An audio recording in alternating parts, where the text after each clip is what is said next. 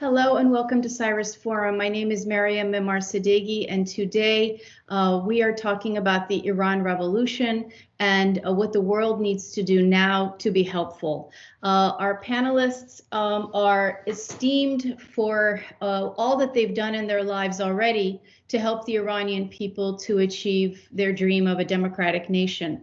Roya Boroumand is co-founder and director of the Abdulrahman Boroumand Center. She has spent decades documenting the human rights abuses of the regime.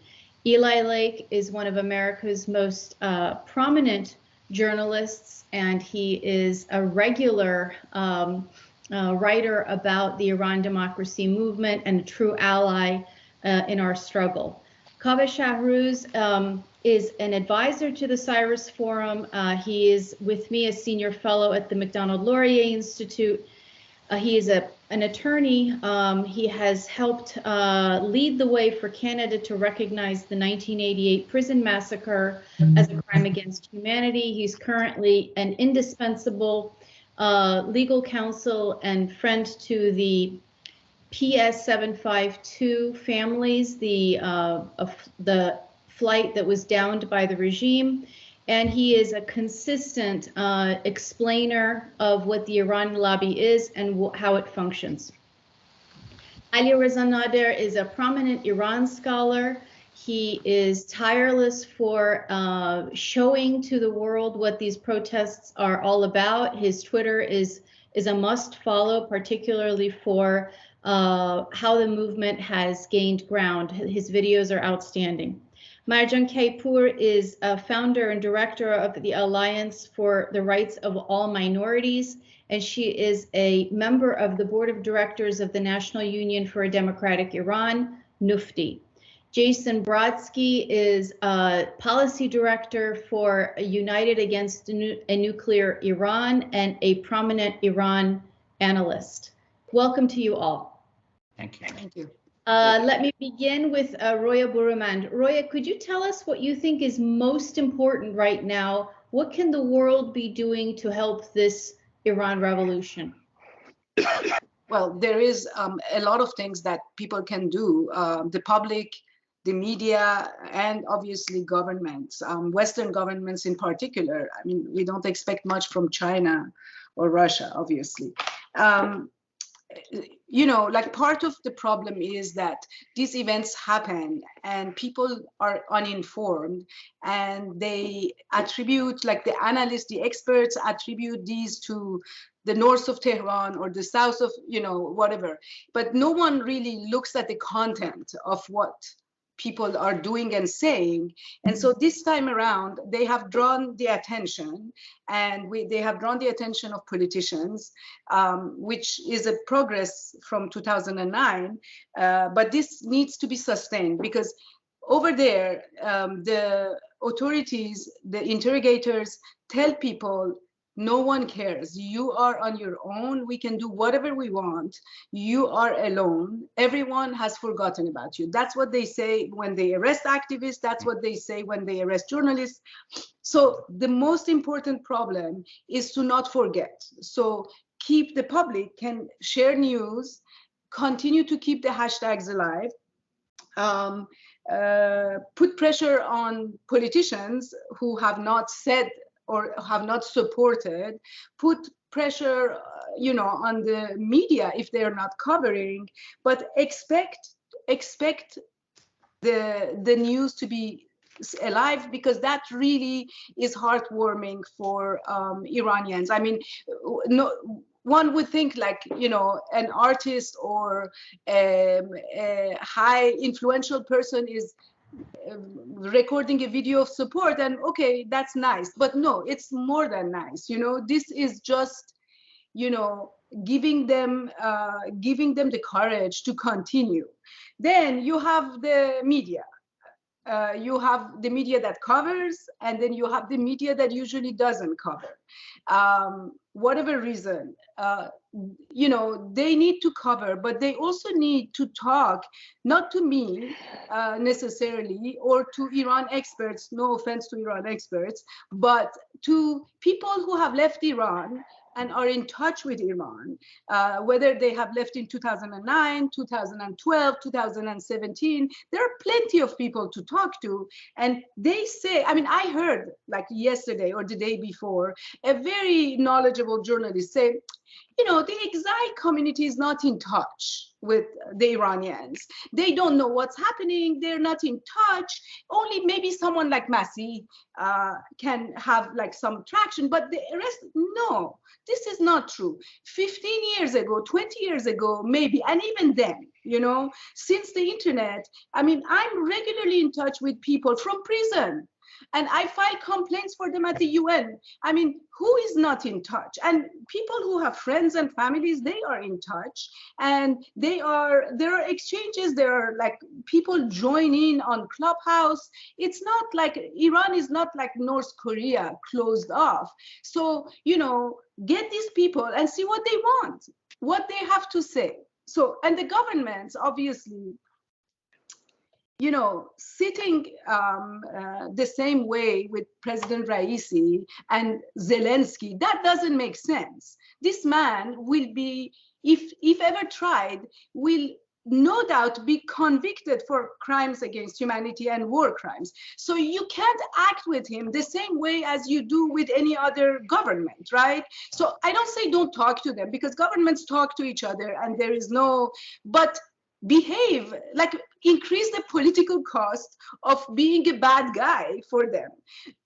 And, you know, now that people are in New York, governments and that the Human Rights Council, we've been asking for an investigative body, you know, like a mechanism at the UN that will not close down after the Human Rights Council sessions, that will keep documenting gross violations of human rights. That's what they can do to show that the Iranian leaders cannot this time too get away with murder. Thank you, Roya Boroumand. Before I turn to Eli, I may have forgotten to mention that Kaveh Shahrooz, Alireza Nader, and Jason Brodsky are advisors to the Cyrus Forum, and we are extremely grateful to them for that. Eli Lake, you have written for many years about the Iran democracy movement. You have visited Iran. You followed the dissidents closely. You also have an aerial view on other democracy movements around the world, what's worked, what hasn't. You follow U.S. policy. I mean, you're exceptional in this regard. And you know the ins and outs of what might work and what might not work. What are your thoughts? Well, I mean, the first thing is that everyone needs to be humble, and that this is something that Iranians in Iran and the Iranian diaspora, it's their movement. So it's very important that no one outside of that purports to lead or be the sort of anything like that. And I'm not saying that in a defensive way. I'm just saying that it's recognized that the job of the West is not to lead the liberation of Iran, but it's to help the people, the Iranians who are trying to liberate it. But that also includes Iranians living in America and in the West. Secondly, I think it's well past time to make it very clear, and this won't happen because of who Joe Biden is and who the Democratic Party is, but I think it's very clear the position should be that there is no interest from America or the civilized world in reaching any kind of deal with this regime. They are teetering. We do not believe that they are legitimate, and that the funds that are frozen in foreign bank accounts and escrow that are the oil revenues should be set aside for the next government. And so I agree with what Roya said, that governments have to talk to each other to a certain extent. That's true. But I also think that there should be an effort right now to recognize that there is no legitimacy to this government in Iran, and that we are no longer interested in some horizon where they tell us what we want to hear with regards to the nuclear file and they stay in power. That our interest is for a democratic Iran. And I think that we should approach Iranian, I mean, if we want to have diplomacy with the Iranian regime, and I hope, I hope it's tomorrow that the regime, that they fall. But if we want to do that, then we should make the goals of our diplomacy things like the release of political prisoners, or having a referendum that many Iranians have called for now more than 15 years on the constitution, the powers of the supreme leader. But we should sync it up. And finally, I think it's so important that there would be credible U.S. I don't know if I trust the State Department. I certainly don't trust the CIA, but there has to be, the president needs to have credible line to people who are leading the movement in Iran right now, so as to better coordinate policy. And we should stop being afraid of our own shadow on this. Whatever one thinks of what happened in 1953 with Mossadegh, it's a long time ago. And having the United States just simply saying we are on the side of the Iranians who want to take their country back is not the same as sending Kermit Roosevelt out to foment a coup. It's just not, those are not the same thing. So we have to get away from that, and we have to reject this idea that American presidents and leaders can't have basic expressions of solidarity with a movement that's screaming out right now that they are sick of the regime, and they're not, that's as I say it. Anyway, so there you go. And somebody, did you say that, Roya, that Iranians participated in the coup as well? Yes, they did. I know that they had. What I mean is that you can't put it all on the Americans, because Yes, first or of the all, British, the British are the masterminds of the coup, and there were Iranians going from embassy to embassy. This is my PhD. I can. Okay. Right. You have to talk about it. So. Yes, Eli, those are excellent points. Do you want to say more, Eli? No. Let's get into the conversation. So All right, excellent. Kaveh Shahrooz, you have already been tweeting a lot of suggestions. What are your thoughts? So I'm going to simply affirm what people that spoke before me said. I'm going to start with this. In order for us to arrive at good, helpful policies about what the world should do, we have to start with a proper understanding of what's happening. So I'm glad that you called our panel today the Iran Revolution panel. And this is what I want Western institutions, Western policymakers to understand about what's happening on the ground. This is not a call for reform. This is not a call for disbanding the morality police or getting rid of the hijab. This is a total revolution. And I want the viewers of this to understand, I'm not equivocating. This is a revolution to overthrow the Islamic Republic. So once Western policymakers understand this point, I think a lot can follow from it, right? So once we recognize this, and once we recognize that the cause of the revolutionaries is just, and we recognize that the regime that has occupied Iran for 40 years is a menace to its neighborhood and it's a menace to the world, then I think policymakers can begin to pull out all the stops, just as we saw Western policymakers can do very quickly when Russia attacked Ukraine. It was incredible the speed with which policy can get implemented when there is political will. So what do some of those policies look like? Well, first of all, I think Eli touched on this a little bit. There has to be communication between Western leaders and credible opposition leaders. Some of those opposition leaders are in Iran. Some of them are outside the country, but I think it's fairly clear who they might be. And I think all of us can probably come up with a list of 5 to 10 names that Western politicians ought to be talking to. Western intelligence agencies ought to point out the corruption of Iran's leaders, Iranian officials. How much money have they stolen? Where are they? Who has their families living outside the country? And embarrass them and cause outrage in Iran. Rightfully so. I mean, Iranians are rightly outraged that they can't pay for, to put bread on their table and feed their kids. And yet regime officials are living it up in London and Washington and Toronto and elsewhere. The other things that they can do, I'm wearing a shirt from the PS 752 Association. This is the Achilles heel of the Iranian regime. This is one of the most obvious crimes that they've committed. And the international community, my own country, Canada, has been dragging its feet on this.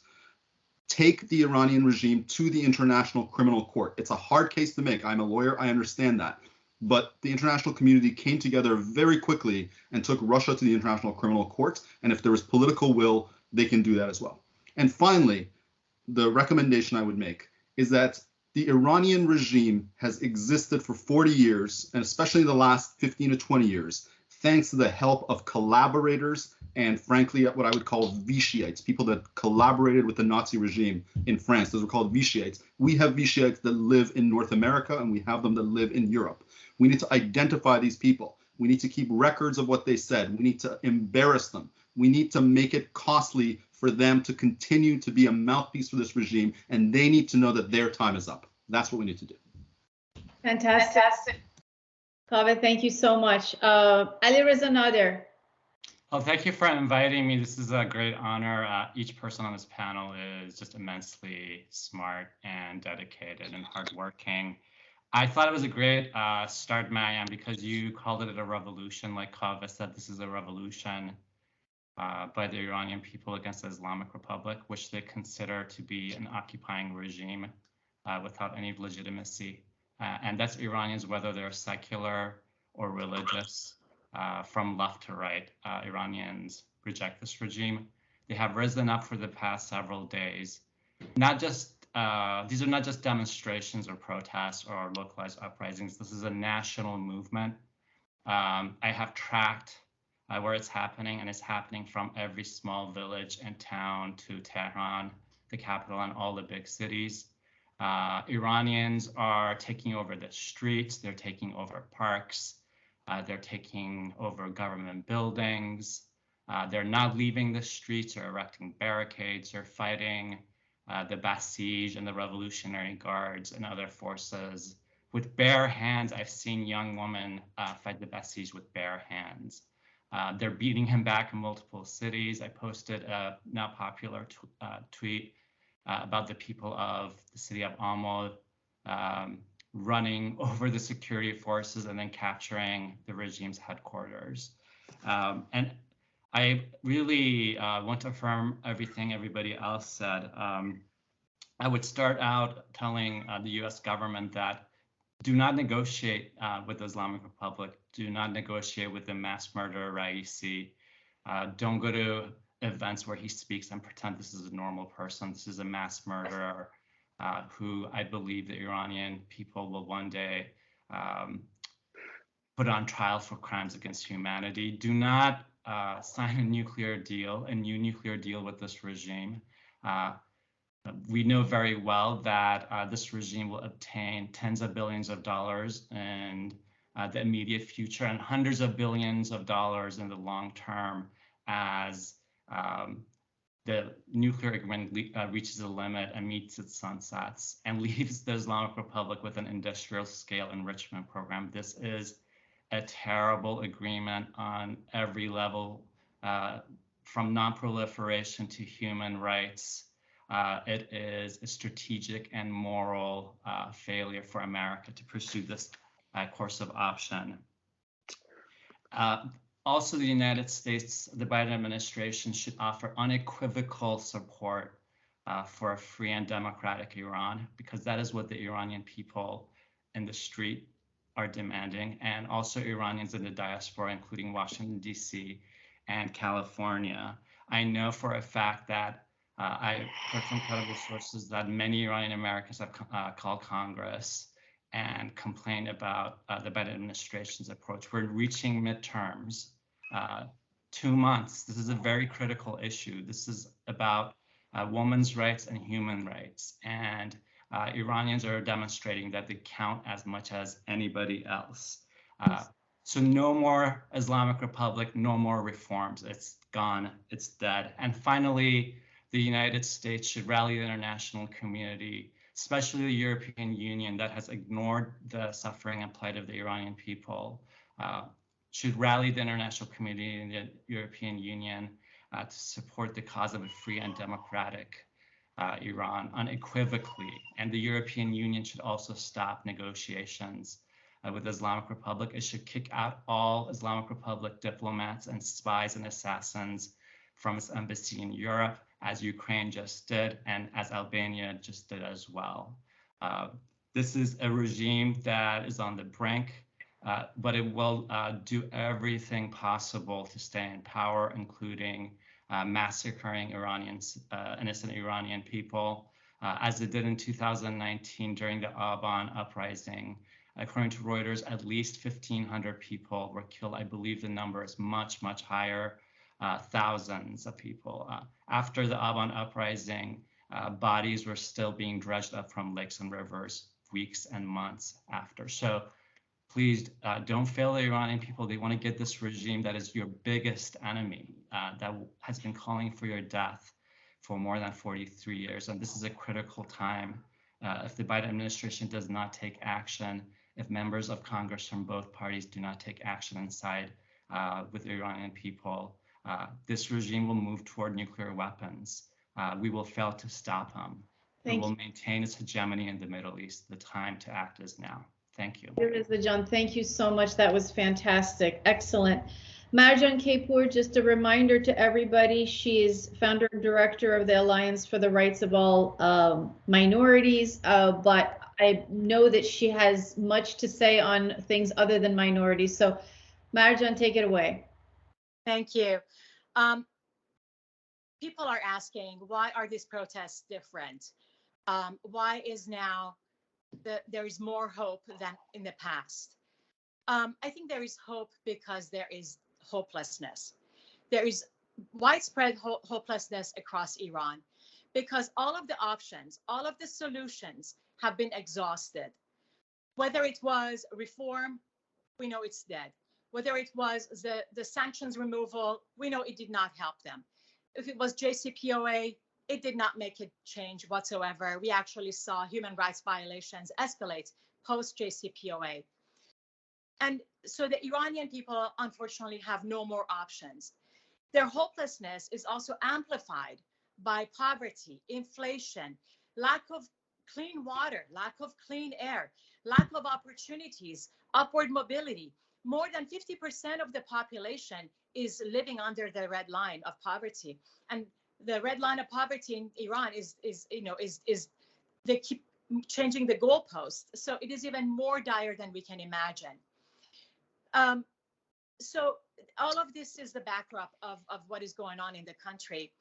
But at the same time, people have been protesting for the, not just, since Mahsa's death, but people have been protesting in Iran all along. And the protests have just become more evolved and more amplified and more sophisticated in the past several years.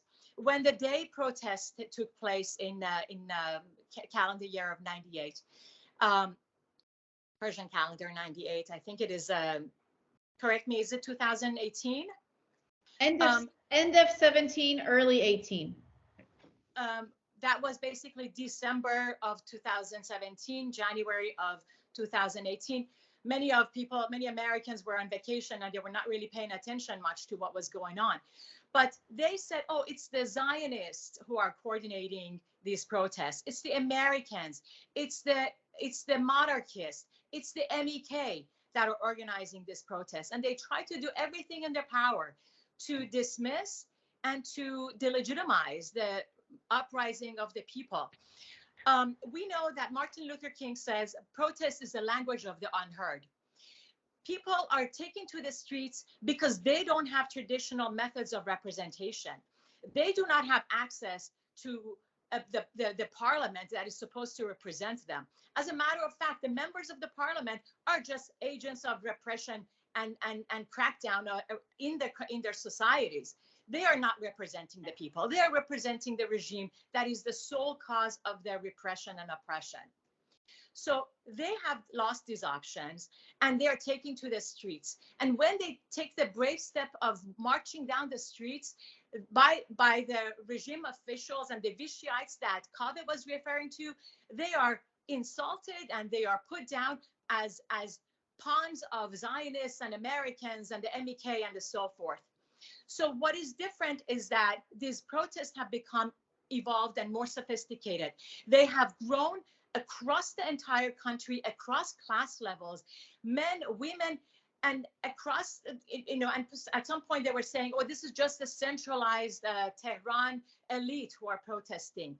And then when people in the marginalized communities started to take to the streets, they said, oh, you know what, it's the secessionists, it's the ones who want to separate from Iran, the terrorists who are doing this. But now there is unity. The hopelessness across Iran that is caused by the Iranian regime, ironically, has actually created unity in the country to the point that all people are gathered together and they are marching against the same government. This is what gives me hope, and this is what is giving them hope. They are no longer standing idly for the regime repressors to come and beat them up or to disperse the crowds when they are thrown at the tear gas or other gases. They're actually picking up the tear gases and they're throwing it back at the repressors themselves. This is a level of bravery and fight back that we have not seen before. And that gives us a lot of hope. This is perhaps the reason why, for the first time, the media, the international media, is paying attention to what is taking place in Iran. And with more media coverage, and as Roya said, with keeping the hashtag alive, as we all should, with keeping the, and maybe adding to the Mahsa Amini hashtag, the Iran Revolution hashtag, we will be able to hold the government accountable when they are killing the protesters, and when they are American government accountable when they negotiate with these terrorists who are killing their own people. So keep the hashtags alive, keep the conversation alive, talk to people. It should be the first line of conversation in every social gathering. I don't care where people are going this weekend. You should be talking about Iran. It is important. Keep the conversation alive. Thank you, Marjan. Thank you. Excellent. Jason Brodsky. Thank you, Mariam. And there have been such wonderful recommendations already said. I agree with them, and I'll try to add some more. First of all, as some other speakers have said, this is not just about the hijab. This is not just about the morality police. This is about the entire system of repression. The Iranian people are signaling to the world that the system that they live under is incapable of being reformed. And the United States and the international community needs to support the Iranian people in that regard. The Iranian people are the international community's greatest ally, and I fundamentally believe that. And it's time that we start treating them as such, and that's some secondary concern here. I would absolutely think that the establishment of an independent investigative mechanism under UN auspices is long overdue. I thought it was comical, quite frankly, some of the reactions from world leaders at the UN this past week, saying that we are calling on the Iranian authorities to launch an independent investigation. Anyone with even an elementary understanding of what is happening in Iran would laugh at that. It's a joke. That's not available under the current system of power in Tehran. The UN Secretary General said that he had a conversation with Ibrahim Raisi about human rights abuses.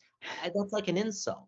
Having a conversation with someone accused of crimes against humanity. So that is a tangible step that should take place at the UN. That's number one. Number two, diplomatic isolation. I thought that the scenes that were playing out in New York were an abomination. I was embarrassed as an American that we let Ibrahim Raisi in the country. I was embarrassed that we invited people like his chief of staff, Gholam Hossein Esmaili, who is a EU-sanctioned human rights abuser, the former head of the Iran Prisons Organization, who is responsible for the locking up thousands of political prisoners and actually lost his job because of a violent prison raid several years ago. That was a catastrophe and sent a horrible message to the Iranian people. And the Europeans having meetings with Iranian leaders there, especially Emmanuel Macron with President Raisi, it was just such an awful optic and an awful message for the international community to be sending as these protests were happening. So diplomatic isolation, kicking out the diplomats, shuttering the embassies, getting rid of the intelligence networks in European capitals, Vienna especially, is incredibly important, and that has impact, as we saw in 1997 when the EU withdrew the ambassadors back then. The Iranians take note of that and listen. So that is important on that front. I would add that on sanctions, as some of you may know, there are reports that the U.S. has agreed to rescind Executive Order 13876, which are the sanctions under which Ibrahim Raisi and Ali Khamenei are sanctioned under. That would be a catastrophic mistake in terms of signaling that the international community and the United States is empowering the very oppressors of the Iranian people. And that should be automatically withdrawn as an offer to the Iranian regime in the negotiations. The internet freedom, I think that the US government made a good move the other day in the general license that was issued, but we need to follow up on that, and the Europeans need to help in this respect as well. I would add that the public diplomacy from the US government needs to be ramped up very exponentially, really. The President of the United States, I know he made a very brief mention of the Iranian protest in his speech at UNGA. He needs to speak directly about these issues, about Iran, about what is going on, instead of every other week repeating we are committed to mutual compliance with the JCPOA. It's like a broken record, and it's completely ineffective, and it sends the wrong message. The president does not like talking about Iran. I think that many people can tell.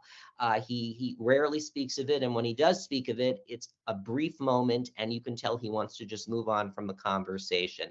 He should give a speech about Iran. He should invite Iranian dissidents to the White House to speak with him about these issues, and members of the diaspora community, and that would be a very powerful message. And these are not hard for the President of the United States to do. He just needs to set aside time to do it.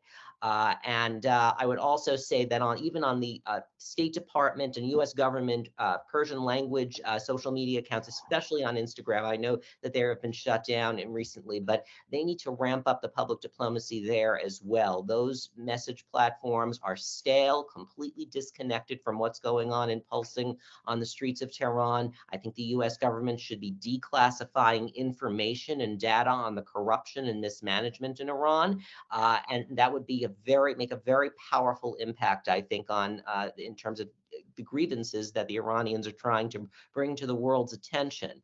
I agree. I think we need to stop talking about the JCPOA every day. No one is chanting about the JCPOA on the streets of Tehran. They're chanting about the overthrow of the Islamic Republic. So I think that the world needs to take note of that. We should make it clear that there's no going back to the JCPOA.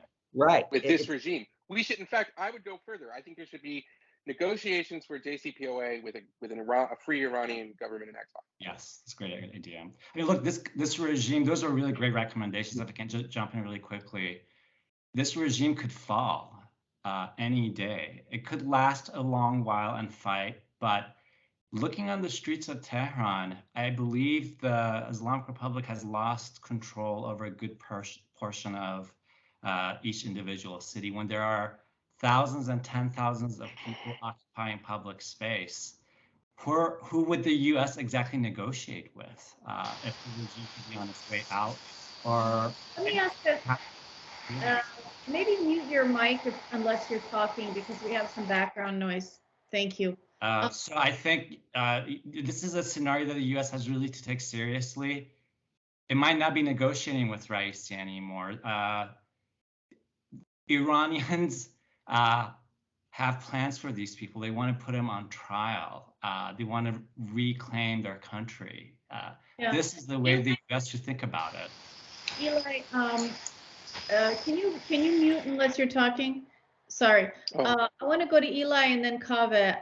And we only have about 7 minutes left. This has been fantastic already. Eli, other country experiences, when the U.S. has stepped in a helpful, constructive way at this juncture in a people power revolution. Can you think of any, and how did those go? What do we need to be doing that we're not doing already?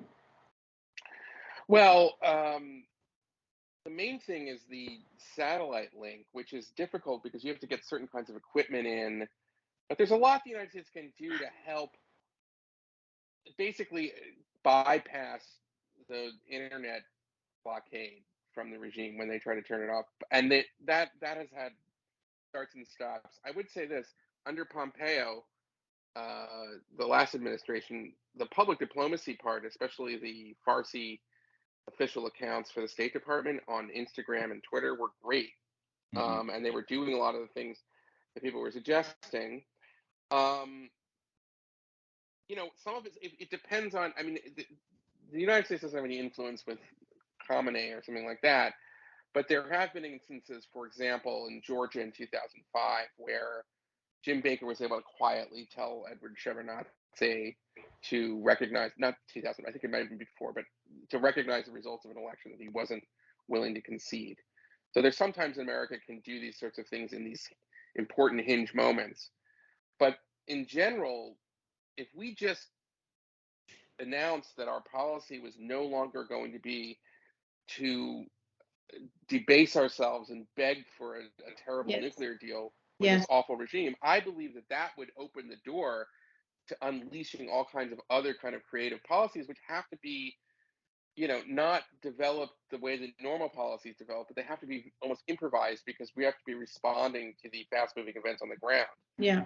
Now, I would pose this to the rest of the panelists. It's been a great discussion, and then I'll mute myself here. But you know, we don't know the health of the supreme leader, but if Khamenei picks the bucket, what is the strategy?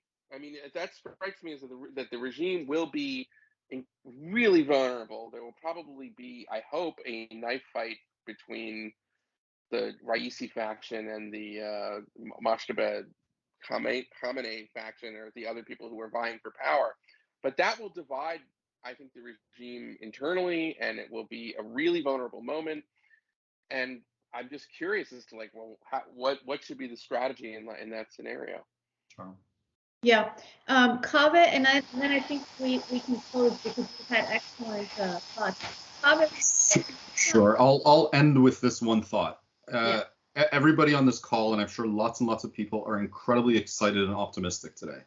But let's be real about this. Unfortunately, this regime will not hesitate to unleash brutal violence on people. Yes, that was the point I was going to make. And I think really one of the key things we have to do is try to minimize bloodshed. And one important way to do this, and one way where revolutions often are successful, is to get the army on the side of the people, right? If we manage to get a break between the army and the rest of the regime, that is the thing that's going to make the revolution successful and minimize deaths. So I really hope the Western world diplomats and intelligence agencies are having quiet conversations with people in the Iranian army, not the Revolutionary Guards, but the Iranian army, people that have relatively less blood on their hands, and asking them and incentivizing them to come to the side of the people. Similarly, civil society should be, echoing the same message. And the people on the street, it's not for me to tell the people on the street what they should be chanting, but I think strategically it will probably make a lot of sense for protesters to call on the military to come on their side. They're ultimately our brothers and sisters, and they need to understand that shooting at their family members isn't the way to get a free country in the end. Okay, thank you, Kaveh Shahrooz. Thanks to all of you.